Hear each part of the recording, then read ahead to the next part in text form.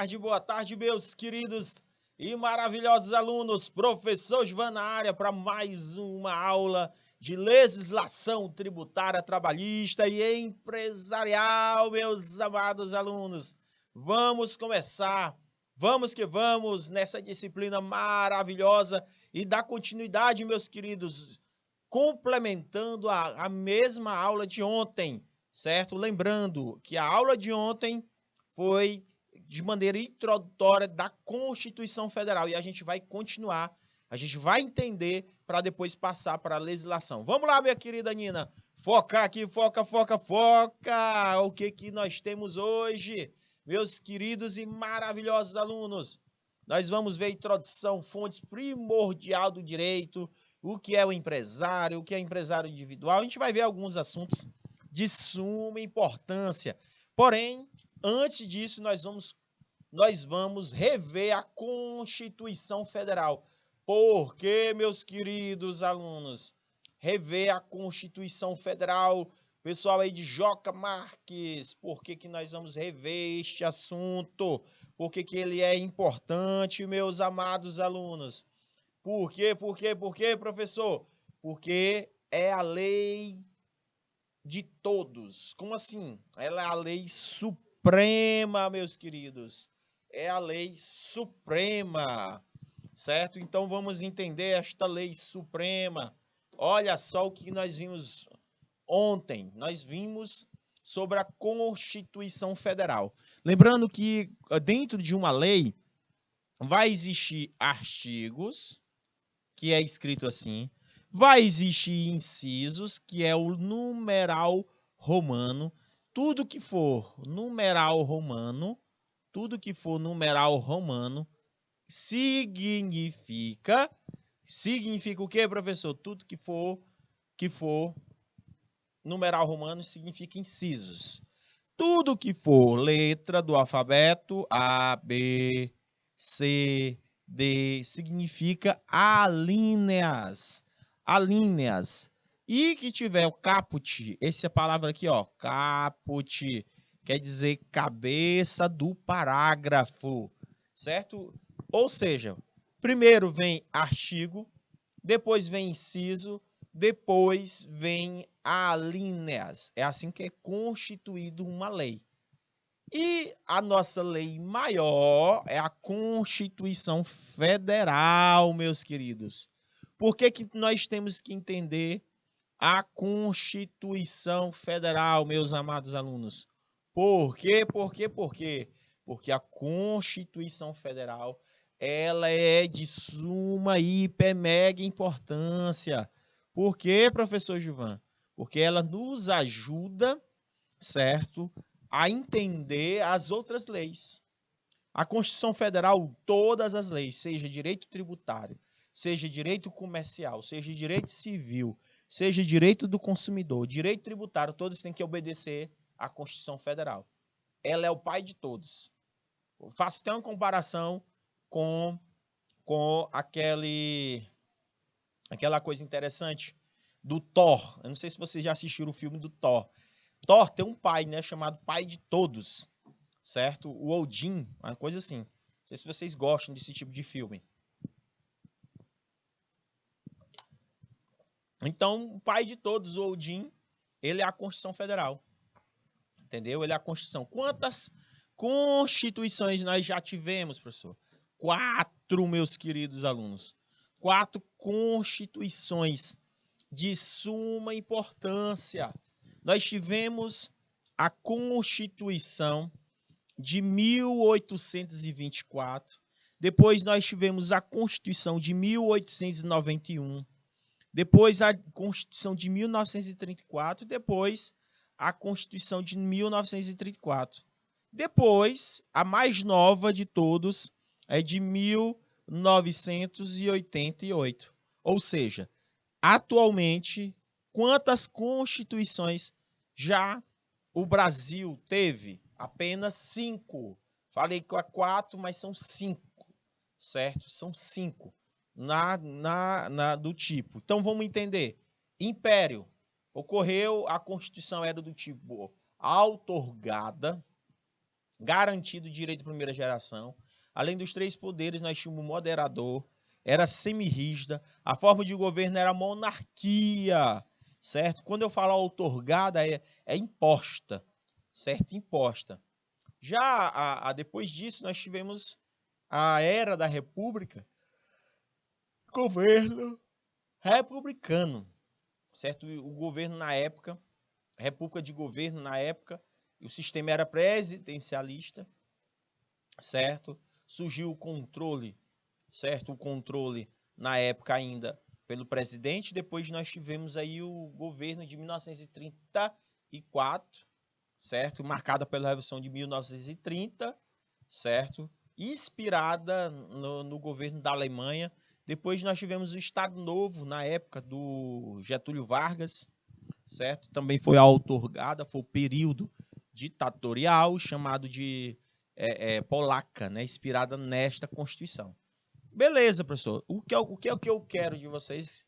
Que vocês apenas aprendam a seguinte maneira, certo? Eu quero que vocês aprendam. Tenham uma visão seguinte. Nós temos as constituições federais, certo? E dentro dessas constituições federais nós tivemos 5 e a atual é a de 1988. Atual. E, professor, quando é que vem o conceito de Constituição? Quando ela foi promulgada, certo? Agora em outubro de 88, ela foi, certo? Ela foi de caráter, certo? De caráter. Ela teve alguns elementos. A Constituição Federal ela não pode ser verbal, ela tem que ser escrita. Deve conter o sistema de direitos fundamentais, individuais, certo? Ela tem. Deve conter definição e reconhecimento do princípio da separação, certo? Da separação dos poderes, tá, meus queridos?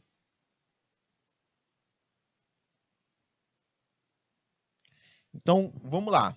Deve adotar um sistema democrático, certo? Então, o que significa isso? Um caráter democrático, certo? Um caráter democrático. Então, a Constituição Federal de 88,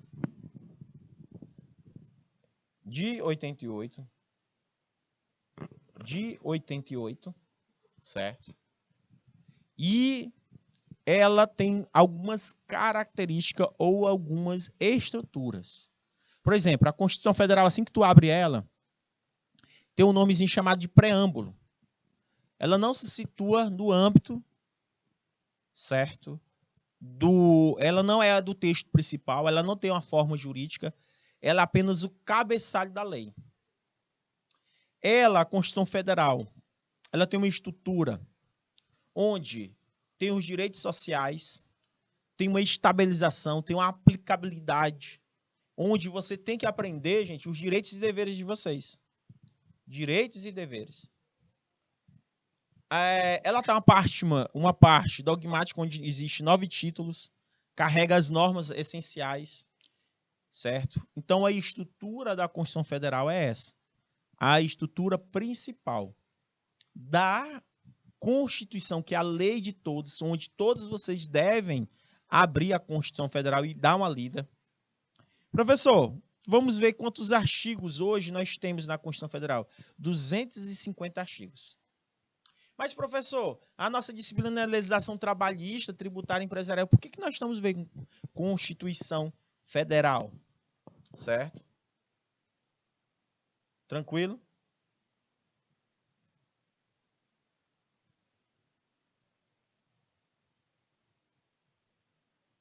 Hein, meus queridos?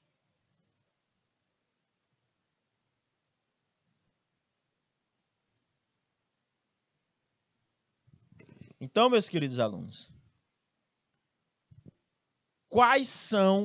quantos artigos existem na nossa Constituição Federal?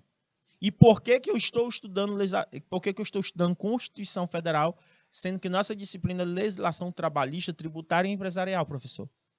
Por quê? Porque eu digo uma coisa e repito para vocês. Se vocês querem aprender sobre direito tributário, nós temos na Constituição Federal os tributos e orçamentos no artigo 145 a 169. Se você quiser aprender sobre os direitos trabalhistas, basta a gente dar uma lida no artigo 7 da Constituição Federal e o 6 também, tá? 6 e o 7. Ou seja, direitos e garantias fundamentais, direito trabalhista. Se eu quero saber sobre direito empresarial, basta vocês dar uma olhada no situação econômica e social. Ah, professor, quer dizer que dentro da própria Constituição tem alguns pontos importantes? Tem, meus queridos. São pontos excelentes, importantíssimos, dentro da própria Constituição Federal. Conseguiram compreender? Então, vamos lá. Sentidos da Constituição. A Constituição Federal, gente, quando ela foi criada, vieram vários teóricos e deram, dizendo para que as constituições, todo país tem que ter uma constituição. Todo país. Os Estados Unidos tem a sua constituição, a Inglaterra tem a sua constituição. Todos têm que ter. É o que rege um país, gente, é a Constituição. Ela é a lei de todos. Ela que diz os direitos e deveres do seu cidadão. E nós temos um artigo, uma Constituição com 250 artigos.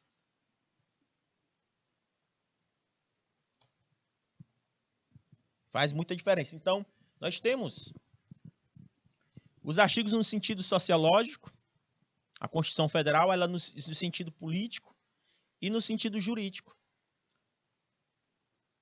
La Salle, ele fala que a Constituição ela tem um sentido sociológico. Somos fatores reais do poder político, decisão fundamental, decisão política fundamental. E jurídico, norma suprema positivada. Então, o que significa isso, professor? A pirâmide de Kelsen, que é a hierarquia das normas, tem a Constituição como seu vértice, o topo. Ou seja, a lei de todos. Validade de todos os demais sistemas. Assim, nenhuma norma ou ordenamento jurídico pode ir contra a nossa Constituição. A Constituição ela está acima. Ó. Depois vem as emendas constitucionais, os tratados internacionais de direitos humanos, aprovados nas emendas. Então, a Constituição Federal está acima. Depois vem a lei nível supralegal, tratados internacionais de direitos humanos, aprovado pelo ordinário. Depois vem as leis complementares. Leis complementares. Depois vem os ordinários, delegados, medidas provisórias, decretos legislativos.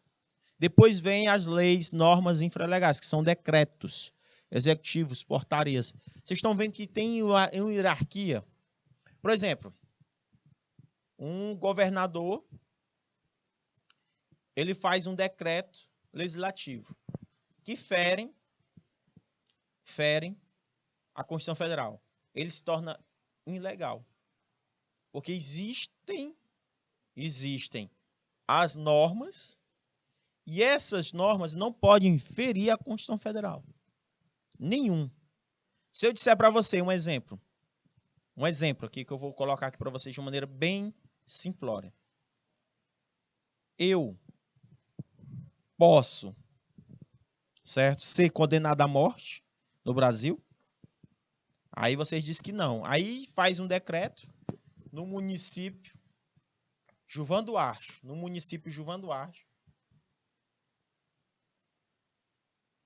fazem um decreto autorizando a pena de morte, se caso alguém cometer algum crime. Isso vai contra a Constituição. Não pode. Aí eu pergunto para vocês, existe pena de morte no Brasil? Existe. No Brasil, sim. Existe pena de morte. No artigo 5º da Constituição fala. Não haverá pena de morte, salvo em caso de guerra declarada. Ou seja, meus queridos, existe. Se tiver uma guerra declarada. Então, é mais ou menos essa ideia. Então, gente, nós temos que entender a Constituição. A minha casa, se, por exemplo, qualquer pessoa pode entrar? Não, a Constituição Federal diz que a casa é asilo inviolável. Mas quando ele coloca lá casa, não significa só tua casa, onde você mora, não, o seu trabalho. Por exemplo, Deus que me livre. Que sangue de Jesus tem poder e me guarde. Que nunca acontecerá isso. Mas, hipoteticamente, a polícia chegasse aqui, quisesse me prender aqui no canal Educação, ou na minha casa. Ele tinha que ter um mandato de prisão, expedido pelo Tribunal de Justiça. Ele tinha que ter. Para ele poder adentrar a minha casa, certo? Adentrar a minha casa, ele tinha que ter. Ah, professor, entendi. Mas ele pode entrar na minha casa, se o meu papai permitir, pode. Salvo, por permissão, pode sim. Se você, certo? Se pedirem, você pode sim. Então, meus amados alunos, são exemplos de situações que poderão acontecer, certo? Que vocês têm que estar por dentro, certo? Que hora é que nós podemos estar por dentro, certo? Deu para entender?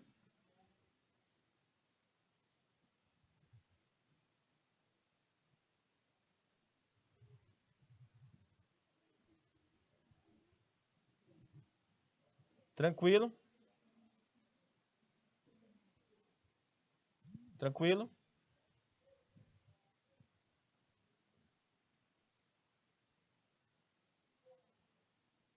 Tranquilo, meus queridos? Então, meus amores, preciso que vocês entendam que existe uma lei maior e vocês têm que estar por dentro dessas leis maiores. Tranquilo? Lei maiores.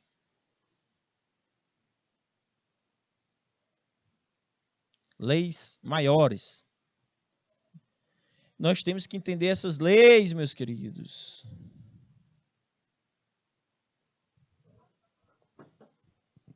Então vamos lá, meus queridos. Classificação da Constituição quanto à estabilidade. A nossa Constituição, ela é rígida. O que isso significa? Existe um processo de legislativo especial para modificação. A possibilidade de certa estabilidade e atualização. Ou seja, gente, a nossa Constituição, ela passa por emendas constitucionais. Elas passam por isso. Ou seja, a alteração. Ela é prevista isso. Mas é um processo rígido. Porque nossa lei, ela é flexível. Ela permite modificações. E ela também é semi-rígida. São os que parte exige procedimento especial e parte exige procedimento simples. Constituição brasileira, ela pode ter essa classificação. Imutáveis, não permite modificação do seu texto. Alexandre de Moraes, a Constituição Federal de 88 é super rígida. Vez que a regra poderá ser alterada por um processo legislativo diferenciado, mas excepcionalmente, em alguns pontos é imutável, segundo o professor Alexandre de Moraes. Então, professor, para que eu possa decorar como é a classificação das constituições, é você lembrar pedra F. Macete aqui, ó. Pedra F. Ela pode ser promulgada, escrita, dogmática, rígida, analítica e formal. Pedra F. Ela pode ser promulgada, escrita, dogmática, rígida, analítica e formal. Então, ela pode ser promulgada, escrita, dogmática, rígida, analítica e formal. Ela tem que ser assim. Então, gente, quais são os principais ou os princípios fundamentais? Agora nós vamos abrir a Constituição. Vocês vão abrir, é a primeira lei que a gente vai abrir. Os princípios fundamentais, também conhecidos como princípios constitucionais, formam a base de toda a organização do Estado brasileiro, como citado pelo professor José Afonso da Silva. Os princípios fundamentais visam essencialmente definir e caracterizar a coletividade política e o Estado e enumerar as principais opções políticas constitucionais.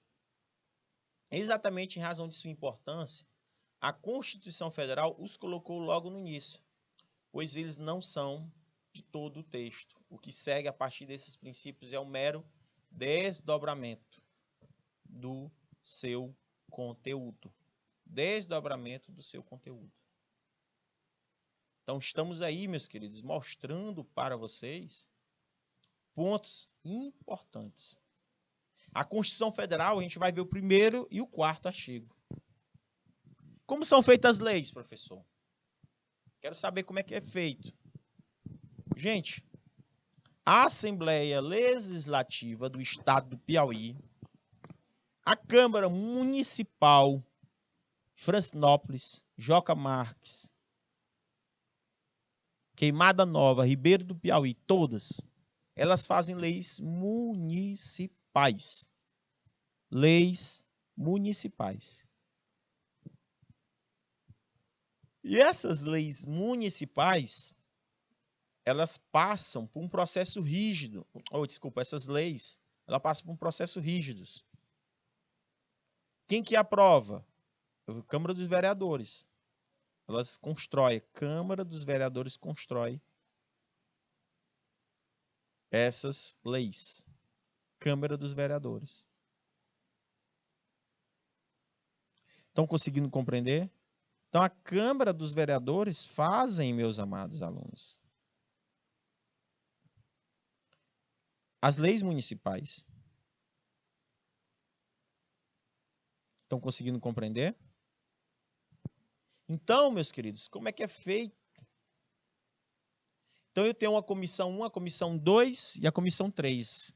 Eu tenho a apresentação do projeto.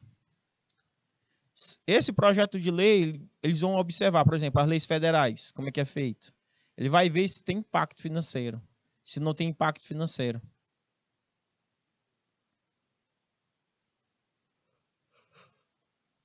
Depois que faz isso, ver se tem impacto financeiro. Se não precisar ir para o plenário, para poder avaliar, fazer análise da constitucionalidade. Se precisar ir para o plenário, vai entrar em votação. Aquela lei vai entrar em votação. Onde nós temos 513 deputados federais. E precisamos, dentro do plenário, gente, pelo menos a presença de 1/3 da presença mínima para poder votar, fazer a votação em um único turno. Pelo menos eu tenho que ter 513 deputados federais. Só que se apareceu só 257, professor. Pode continuar a votação? Pode. Porque nós temos a aprovação da maioria dos votos. Da maioria dos votos.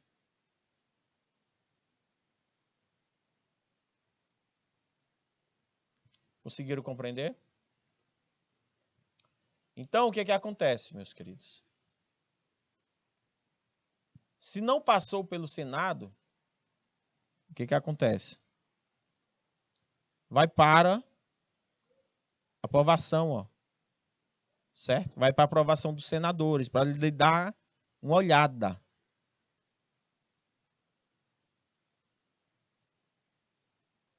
Então, depois que eu faço a revisão do que os deputados federais do projeto de lei, o Senado, que é conhecido como Casa Revisora, revisa.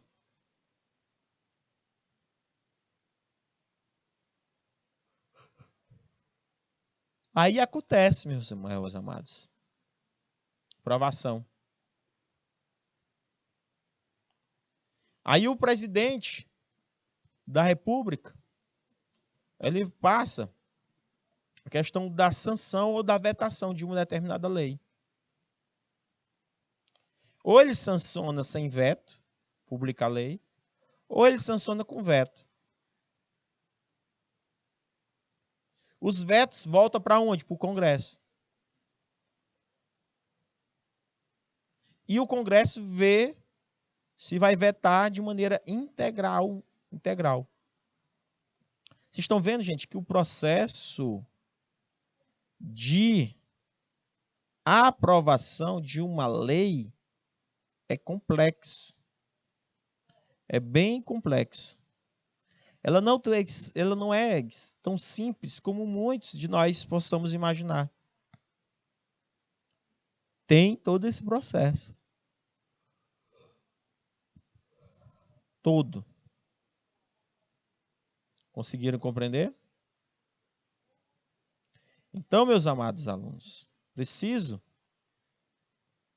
que vocês entendam a importância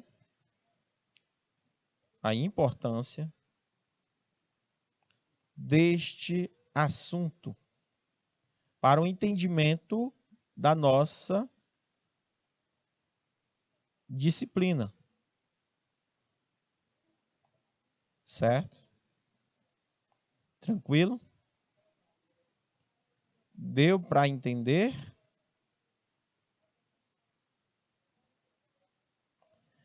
Então, é tranquilo, professor João. Nós temos aí a tranquilidade de entender que tanto na Assembleia Legislativa passa por um processo parecido. Lembrando que aqui nós temos duas. Casa revisora e casa iniciadora das leis. Certo?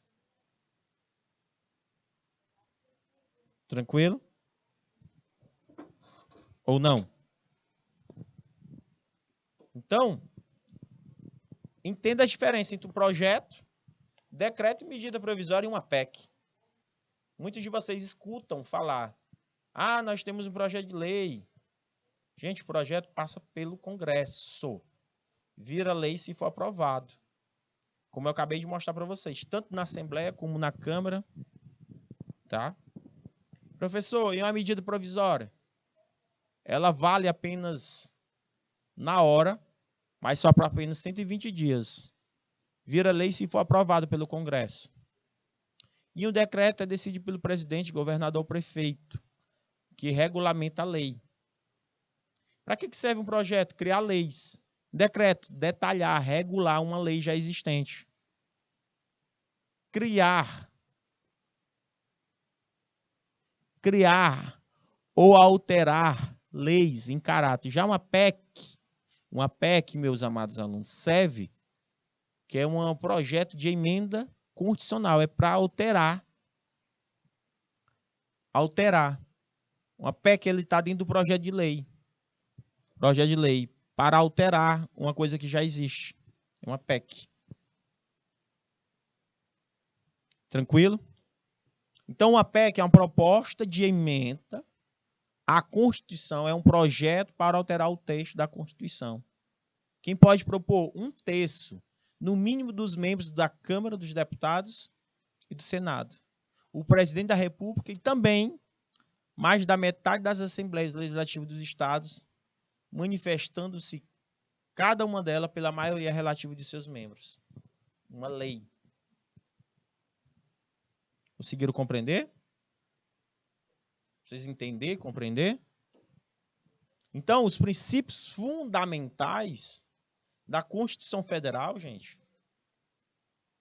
é porque a forma do Estado adotada no Brasil é federativo. E a forma de Estado reflete o modo de exercício do poder político em função do território. A federação caracteriza-se por forma composta, pluralidade dos poderes, pluralidade das constituições. Princípios fundamentais.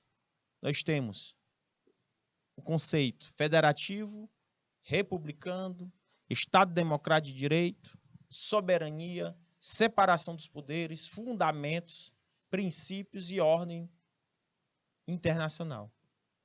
Princípios fundamentais que eu estou colocando aí para vocês conseguirem compreender e entender pontos importantes. Pontos importantes. Que nós precisamos entender, compreender esses princípios. Vamos ver esses princípios, professor Gilvan. Vamos lá, abrir a Constituição. Tá aí. Olha o que eu falei para vocês sobre o artigo 1º da República Federativa do Brasil, ó, é formada pela união indissolúvel dos estados e municípios e do Distrito Federal, constitui-se em um Estado democrático de direito e tem como fundamentos. Olha aí, Joca Marques. Soberania, cidadania, dignidade da pessoa humana, valores sociais do trabalho, de livre iniciativa e pluralismo político. Parágrafo único. Todo o poder emana do povo, o que exerce por meio de representantes eleitos ou diretamente no termo desta Constituição. Conseguiram compreender? São pontos de suma, hiper, mega importância. São pontos importantes que precisaríamos entender e compreender. Então tá aí. Vocês estão vendo o inciso 1, soberania. Todo país que tem uma Constituição, ele é soberano. Ele é soberano, meus queridos. O que significa isso? Tem leis próprias. Leis próprias. Você não pode chegar no nosso país e querer impor algo. Não pode. Nós temos leis próprias, professor Gilvan Duarte. Leis próprias. Isso que eu estou querendo mostrar para vocês. Ela é linda, a Constituição. Se você souber tudo sobre a Constituição, você se protege. Cidadania.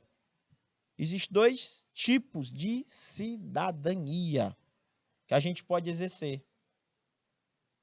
Eu não sei se vocês já assistiram jornais locais, quando um mala, um bandido, né? Ele é preso, ele diz assim, rapaz, não fala comigo não, que eu sou cidadão. Eu sou cidadão, campeão. Me deixe em paz, eu sou cidadão. Você acha o que é, meu irmão? Tá ligado? Ele fala assim. Será que realmente ele é cidadão? Será que ele realmente é cidadão? Hein, meus queridos?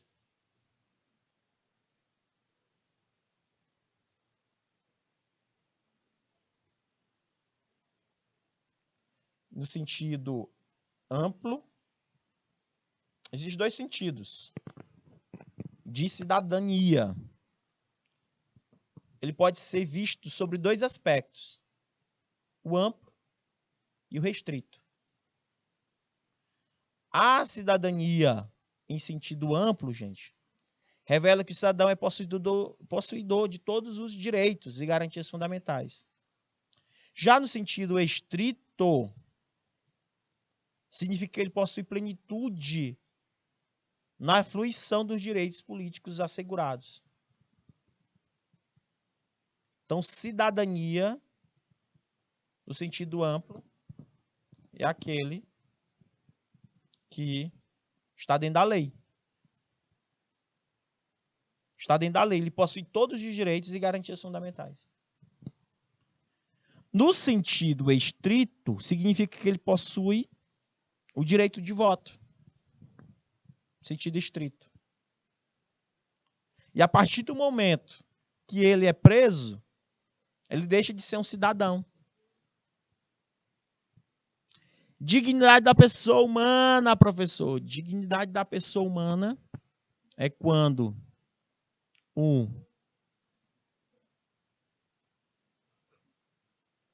uma pessoa tem uma casa, um lar.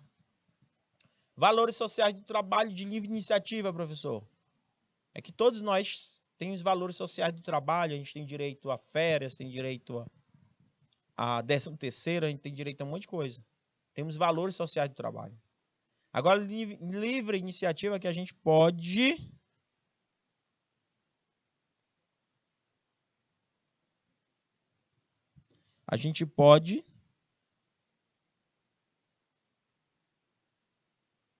colocar uma empresa.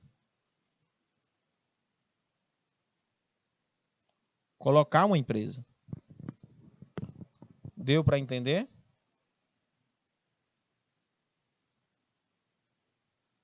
Certo? Conseguiram compreender? Ou não?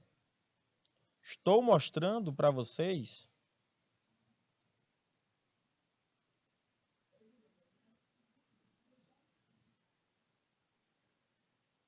ou não, pessoal?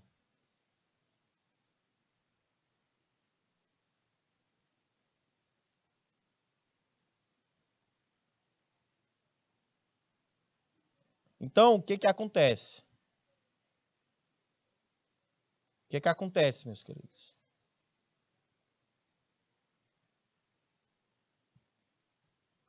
Nós temos que aprender todos esses incisos.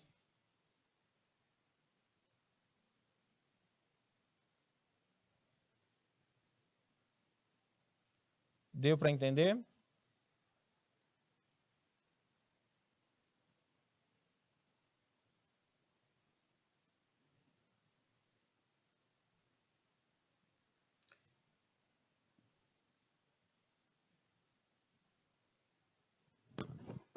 Então, o que que acontece?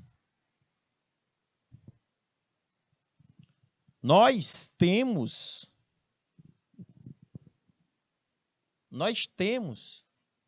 que aprender, entender e interpretar. O que é pluralismo, professor? Político? Concepções de ideias. Não é partido político. Eles tentam confundir vocês em partido político. Não é. É ideias. Então, a República Federativa Democrática Presidencialista do Brasil.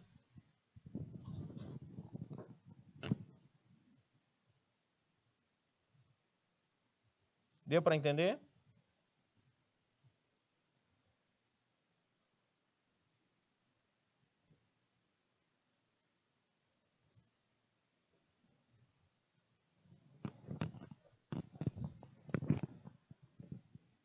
Deu para entender? Esses pontos estou colocando aqui para vocês. Ah, professor, qual é a forma de governo? República. Qual é nosso sistema de governo? Federativo. Qual é o nosso sistema político? Democrático. Qual é o nosso sistema político em que o presidente da República é preservado?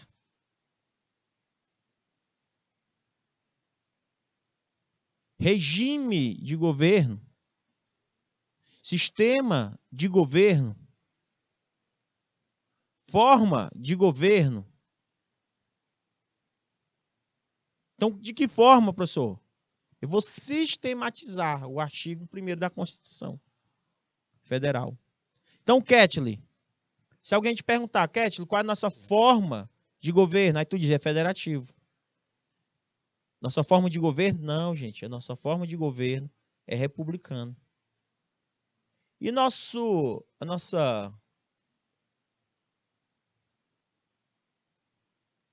sistema de governo presidencialista. E nosso regime democrático.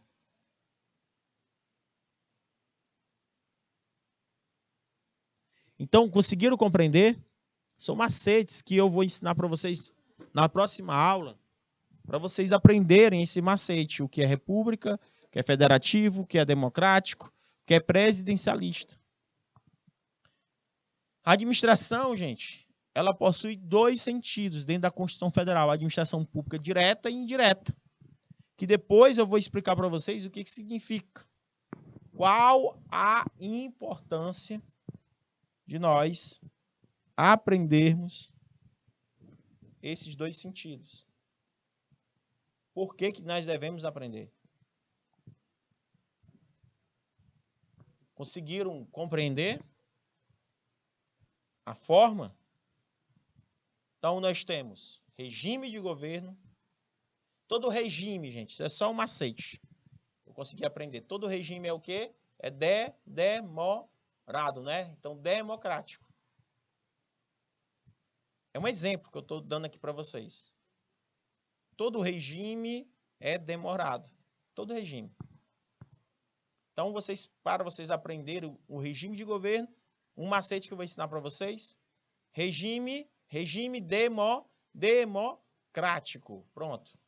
É só um bizu que o professor inventou para aprender a não esquecer mais